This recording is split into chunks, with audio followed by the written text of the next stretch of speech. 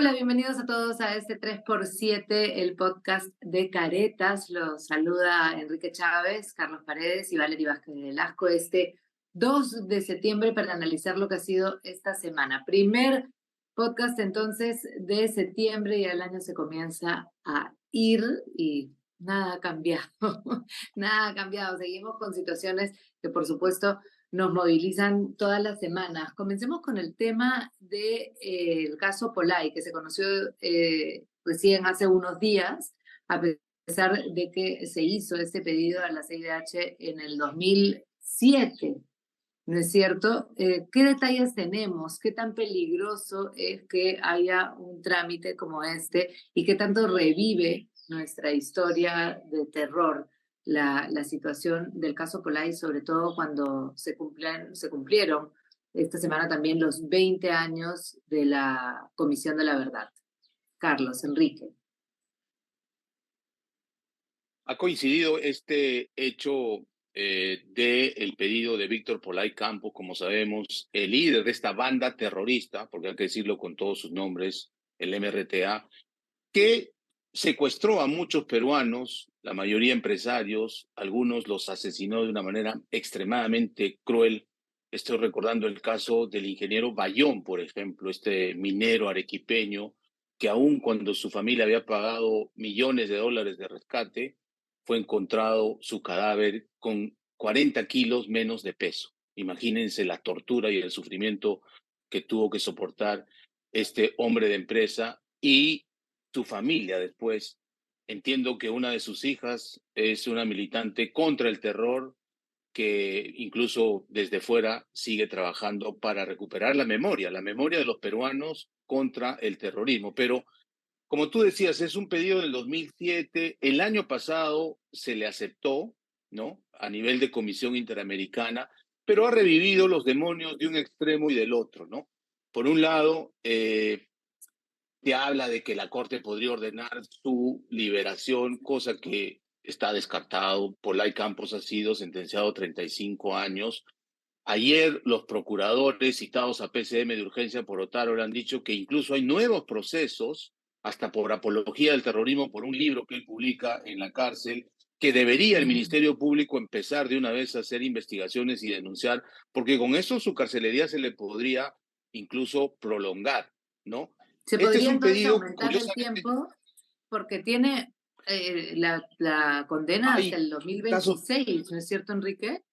Sí, pero en el Va- caso de terrorismo los delitos no prescriben y por lo tanto está abierta la posibilidad Ujú. de que en la justicia se investiguen y se judicialicen nuevos cargos contra él y que probablemente se le puede prolongar la carcelería, ¿no? Eso ha anunciado ayer Otárola, ha dicho que van a hacer todos los esfuerzos a nivel de Ministerio de Justicia y Procuraduría contra el terrorismo para pedirle a los operadores de justicia, tanto Ministerio Público como Poder Judicial, que actúen en consecuencia y que no pagarían absolutamente ningún sol si es que se ordena algún tipo de indemnización. Ahora, los argumentos de Polay en este pedido son fácilmente rebatibles. ¿Ah? Él, por ejemplo, dice que no tuvo derecho a la defensa. Por supuesto que tuvo hasta 2 juicios, ¿no? Ujú. Precisamente ordenado por la Corte, porque antes se había hecho con jueces sin rostro, después se hizo con jueces civiles. Claro. Además ha tenido los mejores abogados. Incluso Javier Vallerriestra González de Olache, a nuestro tribuno, fue en algún momento a pedido de su madre su abogado, y por eso es que firma este pedido del 2007, ¿no? Entiendo que lo hizo en plena facultad de su conocimiento jurídico, ¿no? El 2007. Y por otro lado, también hay que recordar que el MRTA ha sido considerado por la OEA, ¿no? En el año 1990 como un grupo terrorista junto con Sendero Luminoso. Así que tanto la comisión como la Corte debería tener en cuenta esta calificación dada por el organismo rector de ellos, que es la Organización de Estados Americanos. Claro, ahora lo que suele suceder es que se presenta una petición como esta y la comisión termina por admitirla, pero eso no quiere decir que la vaya a aceptar y eso no quiere decir que finalmente se le vaya a dar el beneficio, ¿no? Pero, La, ¿qué tan sí, avanzado está ese trámite en todo caso? la admite 15 años después, ya sabemos que la comisión es el paso previo para llegar a la Corte. Evidentemente, claro, esto no va a retroceder porque seguramente este proceso va a terminar incluso después de que él cumpla su sentencia, más allá de los nuevos juicios que puedan tener, como dice Carlos, quizás esto más bien termina atrayendo la atención sobre su caso por el lado de Fiscalía, de Poder Judicial, y se complica aún más. Ahora, ojo, a Lori Berenson le dieron indemnización, ¿eh? O sea, Lori Berenson cobró $30,000 del Estado peruano luego de cumplir su sentencia. Ella también había sido condenada por jueces sin rostro, entonces hubo una primera sanción, entre comillas, de la Corte Interamericana contra el Estado, por la cual, debido a esa supuesta irregularidad del primer juicio, no ordenó que no se pague la caución o la reparación civil del segundo, que era como de 100,000 soles. Y no solo eso, se ordenó que cobre $30,000, que eso me parece lo firmó durante el gobierno de Kuczynski. Entonces, claro, ahorita el gobierno de Boluarte, que claro, está cumpliendo el manual político del Perú, ¿no?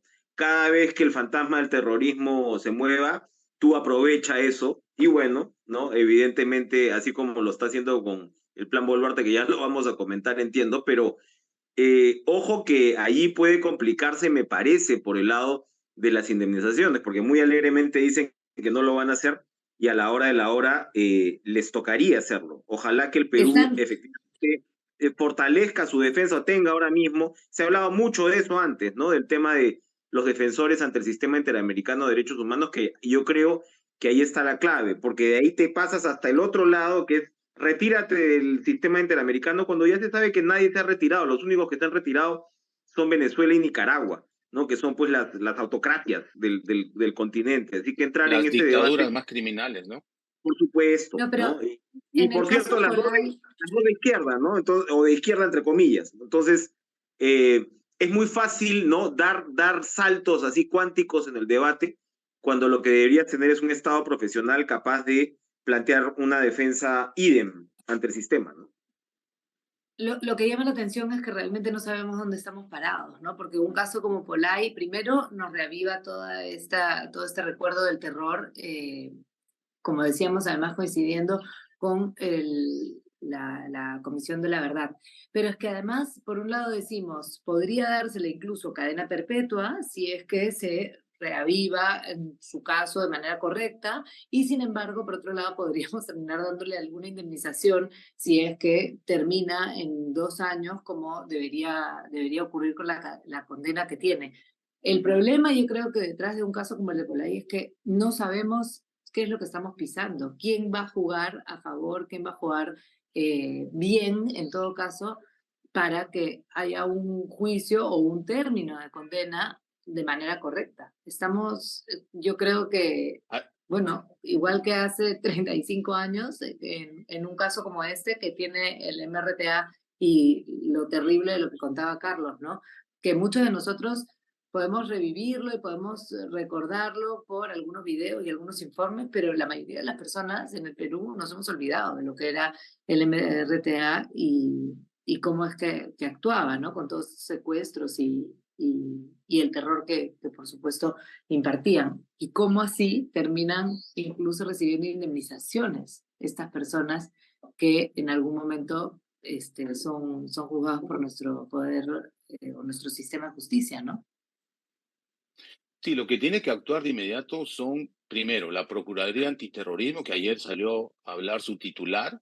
Luego hay fiscalías especializadas también contra el terrorismo que tienen que actuar en consecuencia, de acuerdo a las denuncias de la Procuraduría. Y luego también está nuestra policía especializada. La DIRCOTE tiene una amplia experiencia.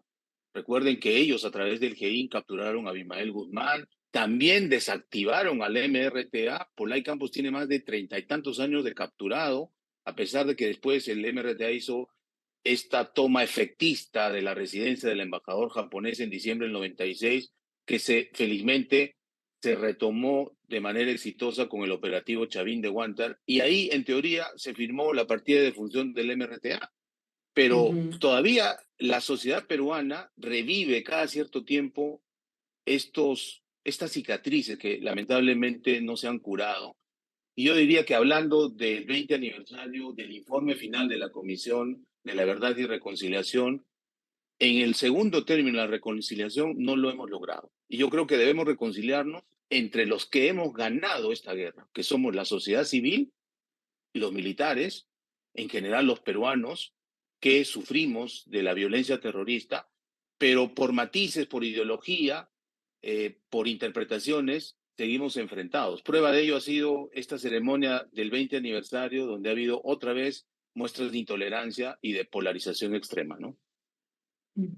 Podríamos saltar al caso de la investigación de Guillermo Bermejo, que se ha dado inicio esta semana. Bermejo es un personaje que ha estado por el lado oscuro en varias investigaciones o en varios capítulos de su vida, y sin embargo ahora es congresista, tiene cierto poder, se le está abriendo una investigación por tráfico de influencias agravado y no por organización criminal, que era en principio lo que tenía que ocurrir. Y podríamos hablar de cómo se ha ido transformando ese poder oscuro en que ahora está frente a la autoridad, ¿no? Una persona tan cuestionada como él. ¿Qué podemos hablar de este caso de Bermejo? Y no sé, si ustedes piensan también que puede amarrarse a lo que está sucediendo con la justicia en el caso Polay y en el tema de la Comisión de la Verdad, que finalmente es el primer tema que hemos visto. Las, como dijo, pelotudeces democráticas, dijo, ¿no? El congresista Bermejo. Sí. Bermejo ha estado vinculado al MRTA, todavía la justicia lo investiga por sus vínculos con Sendero Luminoso, ha tenido también, se supone, vínculos con integrantes de la FARC, así que por ahí hay una línea más o menos bastante cercana, ¿no? A lo que acabamos de hablar con el caso Polay. Está bastante comprometido en la investigación, él dice que con él no fue, pero claramente, según los colaboradores eficaces, con él sí fue y están brindando detalles bastante importantes. Y es un recordatorio, ¿no?, de la coimacracia que se instaló durante el gobierno de Pedro Castillo. Fueron 16 meses, pero suficientes para ver que se cobraba coima hasta, como hemos visto, por ser ministro, y en este caso por derivar los presupuestos de la reconstrucción por cambios. El problema ahora es que él vaya a ser protegido por esta suerte de pacto tácito que hay entre el Congreso y el Ejecutivo, porque a diferencia de lo que pasó con Castillo, Bermejo es un congresista que todavía, aparte, pues es muy lenguaraz, ¿no? Y muy elocuente, ¿no? E incluso audaz y atrevido en su estilo, así como fue audaz en el estilo de su boda fastuosa, ¿no? Entonces, el tema es que él vaya a recibir algún tipo de protección en el sentido de decirle, pues, al gobierno, no te metas conmigo y yo te dejaré flotar, ¿no? O contribuiré a que siga flotando hasta el final. Así que yo creo que ahí la justicia tiene más bien un reto, ¿no? Porque no es la primera vez, ojo, o sea, él trató de entrar al Ministerio de Energía y Minas, puso funcionarios alrededor de eso, o sea, es decir, el congresista parece que siempre ha estado detrás de donde está la plata, ¿no? Y algo más, ¿no? Yo creo que también hay un manejo, creo que no sé si lo has dicho, pero es cínico también en el sentido en que sale muy bien con la prensa, hablando últimamente, además es mucho más tranquilo, iba a decir dócil, no sé si es la palabra, pero cuando responde a la prensa es más amable, acepta sus errores, equivocaciones, ¿no? Pero de una manera donde se ve que hay un manejo de la opinión pública y sobre su imagen con muchísima destreza, creo yo. Creo que él sabe lo que está haciendo, más allá de todo lo que Enrique ha dicho. Carlos. Sí, Bermejo es un político con destreza, con pocos escrúpulos también, los está demostrando, que recuerden, fue el primero en escindirse, en renunciar a la bancada de Perú Libre y hacer una carrera política de acercamiento a Pedro Castillo.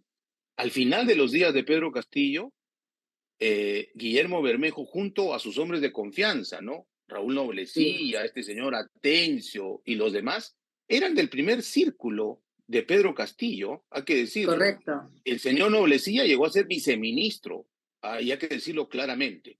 Bermejo ingresaba recurrentemente a Palacio en calidad de asesor, ¿no es cierto? Y hoy los colaboradores eficaces que él niega, por ejemplo, un señor que se llama Jules Valdivia, que era su asesor en la sombra. Él lo ha negado más veces que Pedro a Cristo, pero están ahí las huellas indelebles, el vehículo en que se movilizaba, las visitas que ha tenido este señor, los testimonios concurrentes de los alcaldes extorsionados, porque esa es la palabra. Le pedían una porción de la plata que le traminaban, no solo en reconstrucción con cambios, con este inefable López, sino también del famoso decreto de urgencia 102 de fines de octubre del año 2021, que dio dinero extraordinario para repartirse como un botín. Ese decreto, hay que Y estuvo decirlo, en la pasó, boda, ¿no? claro, en la mesa de los mejores amigos. Dicen, yo no lo conozco, pero lo pones en la mesa donde está Noblecía, donde está Tencho, donde están tus causas. O sea, si no lo conoces, y hay una foto con él, ¿no? Y además hay geolocalización, es decir, no puede tapar el sol con un dedo. Hablaba de este decreto de urgencia 102 que pasó como un elefante en una cristalería. Mirta Vázquez y Pedro Franque lo dejaron pasar sin hacer un estudio más o menos concreto, ¿no? Y ahí Pero es donde ha sido la fuente. Hay 3 regiones donde Bermejo tiene problemas serios que ya la Fiscalía está investigando. No solo Piura, Huánuco y Junín. Sobre todo una zona que es territorio de la familia Cerrón, ¿no? El distrito de Huachac, ahí en la provincia de Chupaca. Pero lo estábamos diciendo al principio, ¿no? Él tiene esta investigación por tráfico de influencias agravado, no por organización criminal o por lo que en alguna forma, con todas las pruebas que se han estado presentando, debería ser el trato que se le Yo podría creo dar. que Pero ¿hay algún tipo de blindaje? ¿De qué podemos hablar alrededor de Bermejo? habría que decirle a la doctora Patricia Benavides que hable bien con su equipo, porque entiendo que la Fiscalía de la Nación no ve todos los casos, pero tiene un pool de fiscales, porque tiene que ser concatenado lo que investiga el despacho de la doctora Marita Barreto, que es crimen organizado, una organización criminal con un organigrama bien claro, versus lo que está haciendo con los aforados. Y uno de los aforados es Bermejo, y a Bermejo no se le puede denunciar pues, por tráfico de influencia cuando la investigación primigenia dice crimen organizado, ¿no? Entonces, mayor atención. Seguro que ha habido descuido, displicencia, pongan mayor atención. Esto lo pueden corregir en el camino. Y segundo, al parecer hay un Descuido. pacto implícito entre el Congreso, el Ejecutivo y una parte del Ministerio Público, porque todavía Bermejo tiene cierta influencia y manejo en el Congreso. Recuerden que Chiri Bazán ha salido a defenderlo abiertamente, ¿no? Algunos curules del lado del bloque magisterial, de lo que fue antes Perú Libre, y él conversa con todos, ¿no? Como ustedes dicen, es un político bastante experimentado y que puede mover la aguja de ciertos votos para cierto lado. Por eso me da la impresión de que hay un blindaje no explícito, pero por lo menos sutil. De los Noblecía congresistas, tiene contactos, Noblecía tiene contactos en el Ministerio Público también, ¿no? O sea, entonces, ojo, ¿no? O sea, que no vaya a terminar habiendo efectivamente un blindaje por ahí. No, y es de los congresistas que mejor carrera, obviamente para él, está haciendo en este tiempo y la está haciendo, yo insisto, con mucho cinismo y con bastante destreza. El plan de seguridad, hay un plan Boluarte, ¿qué es lo que vamos a tener en ese gobierno? ¿Finalmente se da un paso tenemos algún camino, hay luz después del túnel? ¿Qué es lo que podría suceder? ¿Hay medidas reales o puro populismo de parte del gobierno en esta época difícil también a nivel de delincuencia y criminalidad? Plan Boluarte ha sido, digamos, un conejo sacado de la chistera. No está mal que la presidenta, como creo que lo comentamos la semana pasada, asuma un protagonismo en la lucha contra la seguridad ciudadana. Ahí la pelota está centrada en la cancha. Pero evidentemente ha sido de alguna manera un anuncio improvisado que ha tomado algo de cuerpo con la conferencia del ministro Alex González, el titular del MEF, en el marco macroeconómico multianual, donde pues ha señalado que esto va a ir por el lado de la prevención, por el lado del combate contra el crimen organizado y por el lado del fortalecimiento de la policía. La prevención, bueno, está bien, en fin, van a ir pues a las causas, ¿no? A los orígenes, pero no conocemos más detalles fuera del paquete de proyectos de ley que el Ejecutivo ha puesto sobre la mesa, y esto precede al plan Bukele, ¿no?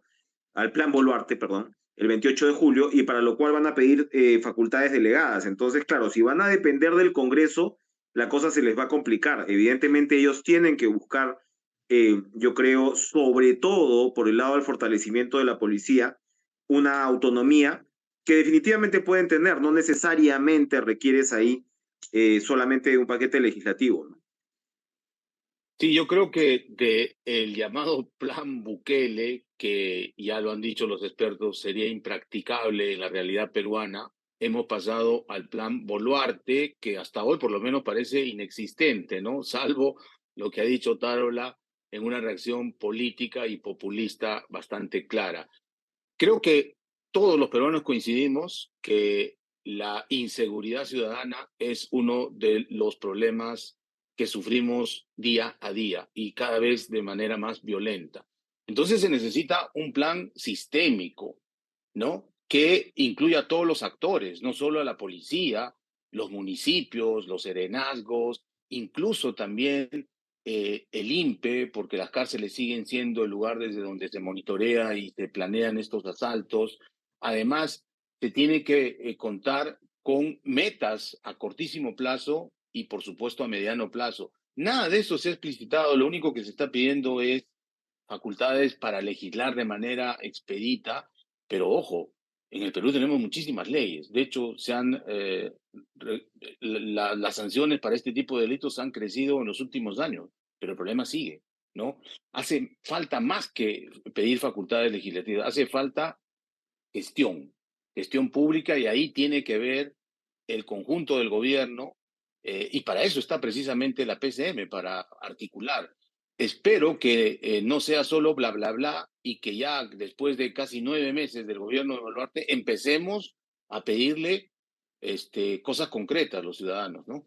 Y para cerrar, porque nos queda poquito tiempo, podemos hablar también de lo que está ocurriendo en Centroamérica, ¿no? ¿Qué está sucediendo en Guatemala? Y bueno, El Salvador con el plan Bukele y la realidad de Bukele, pero en realidad ahí ya no tenemos mucho tiempo. Vamos con Guatemala. Enrique, Carlos.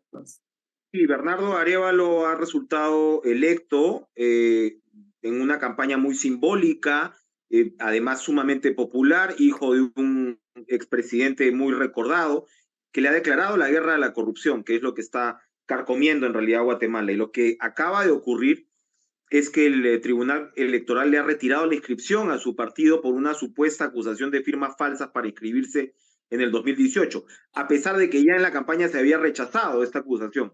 Y la consecuencia es que el partido, Semilla, va a perder todos sus derechos para formar bancada en el Congreso. Es decir, el presidente electo con esta plataforma tan importante va a estar a merced de un parlamento en el cual no va a tener representación. Y es sumamente delicado porque esto va a ir de aquí a enero, cuando es la toma de mando, largo tiempo, ¿no? Por cierto. Y claro, evidentemente la tensión se acrecienta y puede ocurrir cualquier cosa en Guatemala. Sí, pues Centroamérica es un polvorín, ¿no? Eso se sabe. Vamos a ver qué ocurre, porque además, como tú dices, es hasta enero que recién sería la toma de mando y muchas cosas pueden ocurrir. Carlos, para cerrar. Sí, ayer el presidente electo Bernardo Arévalo ha salido en una rueda de prensa, en un mensaje a la nación, para denunciar esto que él ha llamado un golpe de Estado en marcha, ¿no? Y no es el típico golpe de los militares que salen con tanquetas, sino más bien un golpe instrumentalizado, según él, desde la Fiscalía de la Nación, y ahí ha acusado a la fiscal, que es una mujer. También desde el Poder Judicial hay un juez ahí que ha declarado inexistente su partido Semilla, y por supuesto algo que le han llamado en Guatemala el pacto de la corrupción, que es básicamente el establishment que no quiere dejar el poder, porque como dice Enrique, el presidente Arévalo básicamente lo que le ha prometido a los guatemaltecos es una lucha frontal contra la corrupción, y la gente ha votado por eso. Pasa a nivel de Guatemala, hablaremos seguramente más de El Salvador en la próxima edición de este 3x7 que ya terminó. Que tengan bonito día, bonita semana. Adiós. Nos vemos el próximo sábado.